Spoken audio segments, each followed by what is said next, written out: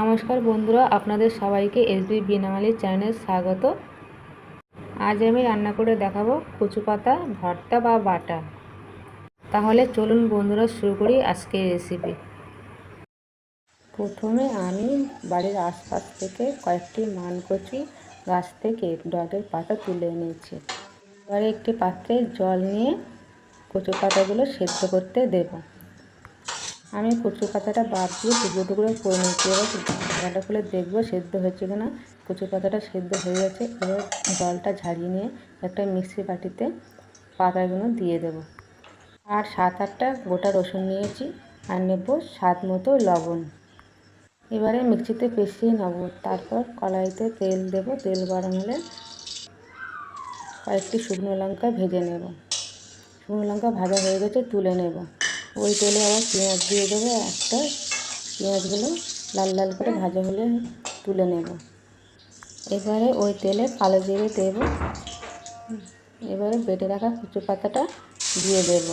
আমার এখানে কচু পাতা বাটাটা অনেকটা কম হয়ে গেছে, বাড়ির আশেপাশে ছিল না। যে কটা খেয়েছি সেটাই তুলে নিয়ে এসে রেসিপিটা বানালাম।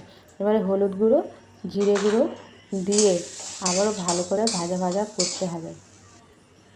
এরপরে তেঁতুল দিয়ে দেবো। বাড়িতে ছিল, আপনাদের বাড়িতে থাকলে তেঁতুল কিংবা লেবু যে কোনো কিছু একটা দিয়ে করতে পারেন, কেননা টক না দিলে গাল চুলকাতে পারে। এবার ভেজে রাখা পেঁয়াজ আর 4টে শুকনো লঙ্কা গুঁড়ো করে নিয়েছি, সেটা দিয়ে আবার ভালো করে ভেজে নেব।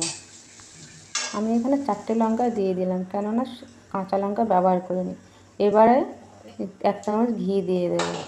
ঘিটা দেওয়া আবারও ভালো করে ভাজা ভাজা করে নেব। যত ভাজা ভালো হবে কচু পাতা বাটাটা ততটাই টেস্ট হবে। দেখুন বন্ধুরা, কচু পাতা ভর্তা বা বাটা রেডি হয়ে গেছে, কেননা কড়া থেকে ছেড়ে দিচ্ছে। এবারে আমি এটা নামিয়ে নেব। বন্ধুরা, ভিডিওটি ভালো লাগলে লাইক ও কমেন্ট করে জানাবেন। আর যারা আমার চ্যানেল নতুন তারা সাবস্ক্রাইব করবেন, আর যারা ফেসবুক থেকে দেখছেন তারা ফলো করবেন। নমস্কার, ভালো থাকবেন।